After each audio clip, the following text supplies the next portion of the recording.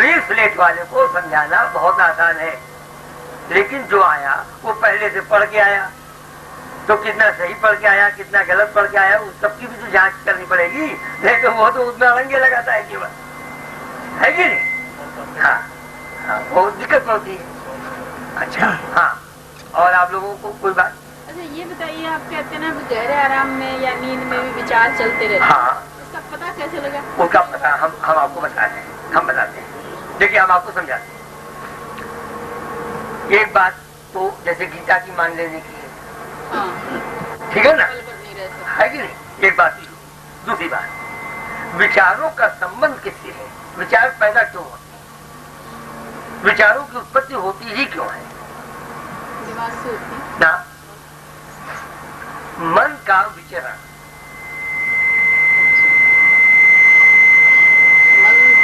मन जहाँ भी विचरण करेगा उसी के आधार पर वैसा ही विचार पैदा होंगे। अगर आप संस्कृत के विद्यार्थी हैं तो मैथमेटिक्स के विचार तो नहीं आएंगे ना। तो मन सोए विचरण करता है। ये सोते समय मन, वही मैं कह रहा हूँ, मन की खास बात सिर्फ ये है कि मन पल भर के लिए नहीं रुकता। ये तो उसमें लिख दिया ना गीता में, अब ये क्या पता गीता में जिसने लिखो ठीक लिखो। बोलिए बोलिए, क्या लिखा? नहीं वही मैं आपको बता रहा हूँ, मैं आपको बताता हूँ उसमें क्या लिखा क्या नहीं, वो तो छोड़िए, हम आपको एक बात बता रहे हैं। मन क्या चाहता है बताइए? मन का, आपका मन तो है ही है, आप क्या महसूस करती हैं? मन का गुण क्या है? मन सुख का भूखा है। अच्छा अब एक बात, सुख कहाँ है? ना, आत्म सुख थोड़ी पूछा मैंने, सुख कहाँ है? सुख मन और तत्व के संपर्क में है। सुख मन, ये सुख जो है मन और तत्व के संपर्क में है। देखिए जब आपने समोसा खाया तो मन और समोसा के तत्व का संपर्क हुआ कि नहीं हुआ? समोसा का सुख मिल गया, जलेबी का थोड़ी मिलेगा। जलेबी जब खाया तो मन और जलेबी के तत्व का संपर्क हो गया कि नहीं? तत्व कहें वस्तु कहें, आप वस्तु कहें या तत्व कहें, बिना तत्व के कोई वस्तु बन जाएगी क्या? बिना तत्व के कोई वस्तु नहीं बनेगी। हर वस्तु के सबसे सूक्ष्म का को ही आप तत्व कहेंगे। तो जब आप वस्तु कहेंगे तो तत्व की में दिक्कत पड़ जाएगी, वो नहीं कवर अप होगा, और तत्व कहेंगे तो वस्तु कवर है, इसलिए मैं तत्व कह रहा हूं। अच्छा, जब हम इंद्रिय जगत में जाते हैं तो अलग अलग तत्व, अब जैसे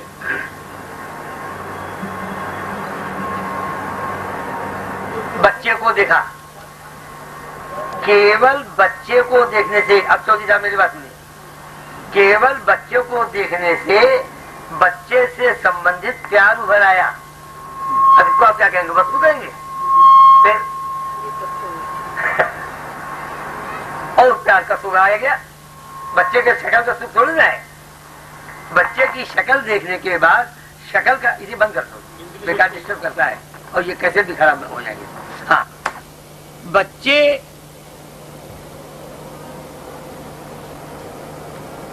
ने शक्ल, बच्चे की शक्ल देखते ही प्यार उमड़ आया और प्यार के सुख से हम भर गए।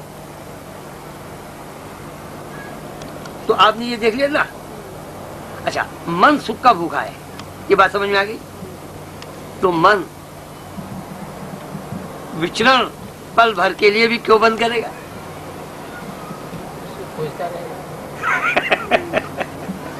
तो जो मन कोई आदमी, मन कोई आदमी का बनाया हुआ तो है नहीं जो थक जाएगा। मन जब पैदा होता है और उसके बाद जब तक उसका विलय नहीं होता वो कभी नहीं थकता, शरीर रहे या न रहे, लेकिन मन का विचरण चालू रहता है और मन के विचरण से ही विचारों की उत्पत्ति होती है। मैं ये नहीं कह रहा हूं कि आप गीता को मान लीजिए या कृष्ण भगवान को मान लीजिए। अब मेरी बात समझ आ रही है ना? ये आपकी बात का जवाब है कि आप क्यों मान लें कि पल भर के लिए मनुष्य विचार रहित नहीं होता। तो सोता सिर्फ शरीर है? सोता शरीर नहीं है, सोना जो है मन तो जाग हम बताते हैं नींद किसे कहते हैं, मैं आपको बताता हूँ। हाँ देखिए, आप लोग जितने बैठे हैं, एक बात आपने पहले हमसे सुन रखी है, परमात्मा अंदर का सूरज है, हमारे कर्म बंधन अंदर की दुनिया के बादल हैं, किताबों में लिखा हुआ है। जैसे बाहर का बादल बाहर के सूरज को ढक लेता है, काम करते करते करते करते कर्म बंधन बढ़ते बढ़ते बढ़ते बढ़ते अंदर के सूरज को ढक लेते हैं, तब अंदर के सूरज की शक्ति, जैसे बाहर के सूरज की रोशनी जमीन पे नहीं आती, जब बादल बहुत घने हो जाते हैं, तो जब अंदर बंधन बहुत घने हो जाते हैं तो आत्मा की ताकत, परमात्मा की शक्ति मन को बहुत कम मिलती है, ठीक है ना। ये मन में की जो शक्ति है, इसमें 3 गुण हैं, सत चित आनंद, ठीक है ना। चित होश को कहते हैं, जब ये होश कम होगा और कम होगा और कम होगा तो नींद आ जाएगी, ठीक। आराम किया, अभी बादल छड़े, थोड़ा होश बढ़ा, बढ़ते बढ़ते स्वप्न आ गया। स्वप्न क्या है? स्वप्न गहरी निद्रा से बड़ा होश है, स्वप्न छोटा होश है। स्वप्न गहरी निद्रा छोटा होश है, लेकिन गहरी निद्रा भी एक होश है। होश 0 तब है जब आदमी मर गया, क्योंकि गहरी निद्रा में सोने वाले को इतना होश तो है ना कि जब मैं नाम लेके पुकारता हूँ तो वो जग जाता है। अगर होश नहीं होता तो कैसे जग जाता? ये बिल्कुल ठीक आपने समझा। तो गहरी निद्रा और छोटा होश है, स्वप्न कुछ उससे बड़ा होश है, जागृत अवस्था उससे ज्यादा बड़ा होश है। उसके बाद आनंद की अनुभूति उससे बड़ा होश है, वो अंदर की जगत का होश हो गया। तो जब देखिए, जब क्लास 3rd पास कर लेंगे तभी तो 4th में जाएंगे। तो जागते जागते स्वप्न में आ गए, स्वप्न के बाद जागृत में आ गए। अब जब जागृत में आ गए, उस समय होश बढ़ाने का रास्ता, और होश बढ़ाने का रास्ता हम यही पूछेंगे कि सोते सोते आप स्वप्न में कैसे आ गए? आराम के थ्रू आए ना, और होश बढ़ा। स्वप्न से आराम करते करते आप जागते हुए आ गए, तो आराम ही तो होश बढ़ा रहा है। तो जागने के बाद आप फिर आराम पे आ जाइए, इसको ध्यान कहते। अब जब आप आराम पे आएंगे, और आराम का अर्थ सिर्फ ये है कि मन इंद्रिय जगत में विचरण ना करे, और मन सुख का भूखा है, इसलिए हम कहते हैं कि इंद्रिय जगत में ताला लगा दें। केवल इंद्रिय जगत में ताला लगाने के लिए आंख बंद करते हैं, अंधेरा कर देते हैं। मन विचरण करता है, मन तो विचरण करेगा, लेकिन 2 अवस्था है। हम आंख बंद करके अपनी लड़की की शादी कैसे करेंगे, पैसा कहाँ से आएगा, बाजा कहाँ बुलाएंगे, ये विचरण भी तो कर सकते हैं, ये मनन भी तो कर सकते हैं। लेकिन क्या इसमें कोई कोशिश नहीं होगी? ये तो कोशिश हुई, विचार हो गए। ये तो केवल अंधेरा करने से, आंख बंद कर देने से। तो क्या हमने आगे ये नहीं बताया कि आंख बंद करके एकांत में बैठकर कोशिश, प्रयासहीन हो जाना, ये सिखाया ना। तो जब प्रयासहीन हो गए, तब क्या हुआ कि हम माने भरे विचारों, माने भरे वाक्यों के बीच में विचरण करने के बजाय ऊट पटांग के विचारों में विचरण करने लगे, और ये इंद्रिय जगत नहीं है। और धीरे धीरे वो ऊट पटांग के भी नहीं रहे, क्या हुआ? नींद आ गई। ये नींद इसलिए आ गई क्योंकि जब आप आराम करती हैं तो थकावट उभर आती है। बोली उभर आती कि नहीं? हाँ। जब तक सारी थकावट न निकल जाए। अच्छा, और एक दिन ऐसा आएगा, क्यों आएगा? क्योंकि थकावट प्रकृति की देन नहीं है। इसलिए थकावट की सीमा है। थकावट प्रकृति ने नहीं दिया है आपको, आपके कर्मों ने दिया है। अब ठीक है ना, धीरे धीरे निकल जाएगी। हाँ, और कोई दूसरा सवाल? शरीर पे तो परमात्मा ने दिया, ये क्यों थक जाता है? ये मैंने थोड़ी कहा।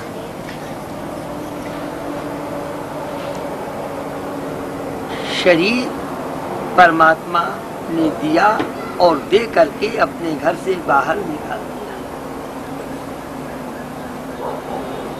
आपका शरीर हमेशा मृत्युलोक में रहता है, ब्रह्मलोक में नहीं रहता। लेकिन मन वो है जो ब्रह्मलोक में रह करके मृत्युलोक की टीवी तो देख सकता है, लेकिन मृत्युलोक में कभी नहीं आता। बुद्धि भी नहीं जाती। हाँ, एक बात, एक आदमी से बात कर लेना। डॉक्टर साहब, समझ में आ रही मेरी बात? शरीर परमात्मा का बनाया होने के बाद हमेशा के लिए उसको परमात्मा ब्रह्मलोक से निकाल करके मृत्युलोक में फेंक देता है। लेकिन मन एक ऐसी चीज है कि ब्रह्मलोक में रह करके मृत्युलोक की टीवी तो देख सकती है, लेकिन मृत्युलोक में आती ही नहीं। ये फर्क बात समझ में आई कि नहीं? पर इसीलिए शरीर थक जाता है, मन नहीं थकता। जो मृत्युलोक में रहेगा, हाँ, वो थकेगा जो कुछ भी मृत्यु। और अगर मन रहने लगेगा तो मन भी थकेगा। ये भी हम आपको बता दें। मन तो बाहर आते ही बाहर नहीं आता, लेकिन जो केवल मृत्युलोक के टीवी में ही ज्यादा रहेगा, वो भी थक जाएगा। थकावट की दुनिया मृत्युलोक है, आराम की दुनिया ब्रह्मलोक है।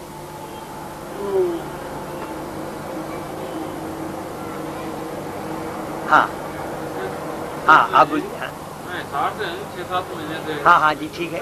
हाँ, तो जब ध्यान में बैठता हूँ, पहले तो नहीं होता था ये। हाँ जी। अब बैठता हूँ, ये माथे में ना जैसे ये पल्स रेट होती है ना, हाँ हाँ, जैसे धड़कन सी होती हाँ है। हाँ हाँ हाँ, इस तरह की महसूस होती हाँ, है। देखिए जी, ऐसा ध्यान है। में बैठता हूँ तब होती है, वैसे नहीं होती। ठीक है। अगर आपके हाथ में वो फांस कभी कभी गड़ जाती, समझ रहे हैं मेरी बात? तो उसको सुई से निकाल देते। अगर किसी पिस्तौल की गोली चली गई तो डॉक्टर ने ऑपरेशन करके निकाल दिया। कहने का मतलब ये है कि कोई चीज अगर बाहर के अंदर चली गई तो उसका निकलना जरूरी है। क्या बिना निकले काम चलेगा? निकालनी पड़ेगी।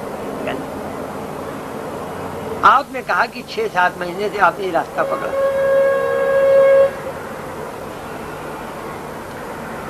इसके पहले जो रास्ता था उसमें कर्म का प्रभाव पिछले 25 साल से अंदर जा रहा है। और जितनी भी परेशानियां और तकलीफ चाहे शरीर की हो या किसी तरह की हो, आपने अभी तक महसूस की है, वो उसका वो देने वाला क्या है? वो तकलीफ देने वाला केवल वो है जो अंदर चला गया, बाहर का अंदर चला गया बस। और केवल वही तकलीफ देने वाला है और तकलीफ देने वाला कोई। अब जब आप ध्यान करेंगे तो ध्यान का प्रभाव उसे बाहर तो निकालेगा ना। अच्छा, अब एक सवाल का जवाब दीजिए आप।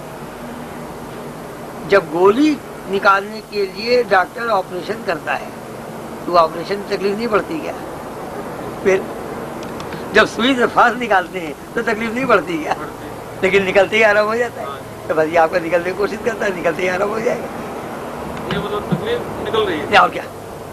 आपकी खराबियां निकलना, खराबियां देने। आप इस बात को समझ लें, सारी तकलीफ को जन्म देने वाला वो है जो है मृत्युलोक का और चला गया अंदर। तो कर्म चूंकि बाहर है, कर्म का प्रभाव बाहर की चीज है जो अंदर चली गई, और यही कर्म बंधन और यही सारे तकलीफ की जड़। आगे चल के मैं ये कहूंगा 3 तरह की थकावट है, शारीरिक, बौद्धिक और मन की थकावट। केवल थकावट की परतें ही दुनिया की सारी तकलीफें देती, सारी तकलीफें ये इकट्ठा होती चली जाती, संचित होती चली जाती, संचित होती चली जाती। गहरे आराम की कमी, ठीक है ना? संस्कार बोलते हैं। हाँ, देखिए इनका सवाल है कि थकावट और संस्कार में क्या अंतर है। वो थकावट की परतें जो बहुत नीचे दब गई, जैसे शरीर तो मान लिया कि मृत्यु के बाद जला दिया, लेकिन मन तो नहीं जलाया। मन पर पूरे पिछले जन्म की छाप लेकर के नया शरीर ले लिया और इस जन्म की छाप मन पे और पड़ने लगी। तो वो जो पिछले जन्म की छाप है जो बिल्कुल नीचे वाले दबी पड़ी है ना, उसको संस्कार है। बहुत नीचे गहरे इस जन्म की थकावट को या इस जन्म की भी अगर बहुत परतों से जग जाएगी तब वो संस्कार को रूप धारण कर लेगी। आप ऐसे समझिए, क्या आपने कभी महसूस नहीं किया कि इस जन्म के बहुत से कर्मों ने आपके अंदर कुछ आदत पैदा कर दी जो पहले नहीं थी? की नहीं की? तो वही आपके संस्कार हो गए। अब संस्कार हो गए तरह तरह की आदत, और सब इसी जन्म में पैदा हुए। एक बच्चा पैदा हुआ, उसको हमने आलू खिलाया, बैगन खिलाया, गोभी खिलाया, कद्दू खिलाया, सब खिलाया, मांस भी खिलाया, अंडा भी खिलाया। उनमें न मालूम कितनी चीज वो कहता बड़ा अच्छा लगता है, बहुत चीज वो कह देता है खराब लगता है। इसका क्या कारण? कोई पुराने संस्कार। नए संस्कार ये कि जब पहली बार गोश्त खिलाया तो कहीं बड़ा खराब लगा, लेकिन उसको जबरदस्ती खिला के अब बिना गोश्त की खाना नीचे नहीं जाता। ये जनों का संस्कार हो गया। हाँ, तो जितनी भी नीचे परतें दब जाती है तो वो अंदर पड़े जाती है, संस्कार का रूप। इस तरह से संस्कारों का तो कहते हैं मन के ऊपर न मालूम कितने जन्मों का संचित अंबार रहता है। हाँ, इसीलिए कहते हैं ये कर्म तीन तरह के, ये जो संचित अंबार है। वो कौन कौन से पंडित जी? तीनों नाम जरा बोलिए। संचित, प्रारब्ध और क्रियामान। तो जब उसने शरीर लिया तो इतने संचित कर्मों में से केवल वो कर्म जो इस शरीर में रह करके कट सके वो प्रारब्ध हो गए। प्रारब्ध काटने नहीं करते। अच्छा, अब काटने को कौन कहे? आपने नया भरना शुरू कर दिया, ये क्रियामान को। इसीलिए हमारे शास्त्र में तीन तरह के कर्मों की बात आती है। पिछले जन्म में अगर जी आदमी, ये तो नहीं पता आदमी थे, हो सकता मैं जैसे होता हूँ पिछले, आप कोई भी हो, उसके भी संस्कार वो ये आप कोई भी हो, मन तो होगा ना, मन हो। और मन तो उसके तो पढ़ेंगे ही पढ़ेंगे, कर्म प्रभाव कुछ भी हो, मन तो होना ही पड़ेगा।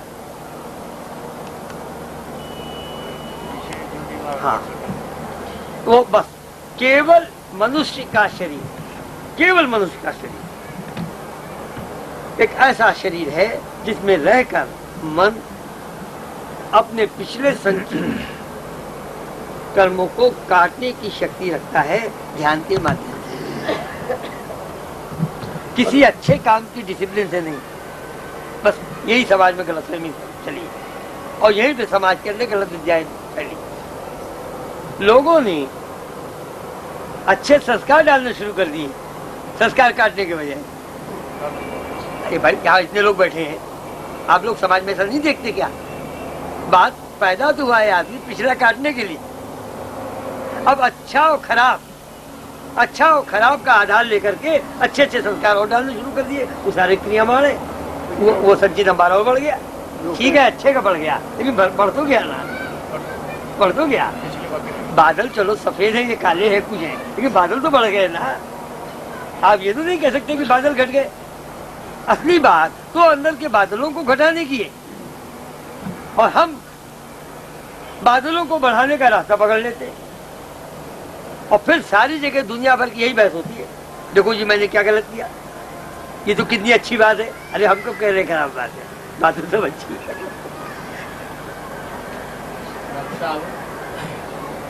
लेकिन